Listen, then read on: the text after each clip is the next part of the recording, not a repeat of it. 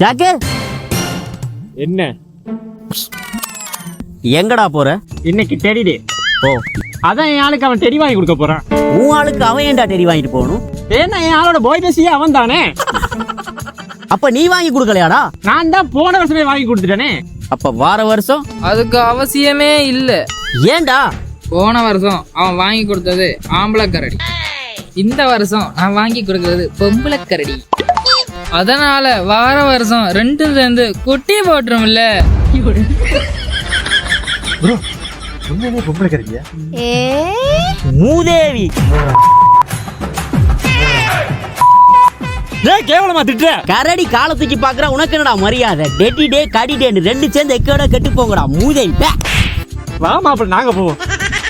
என் ஆளை நல்லா பாத்துக்கடா. அதுக்கு என்ன? இந்த கரடிங்க தொல்லை தாங்க முடியலையாடா.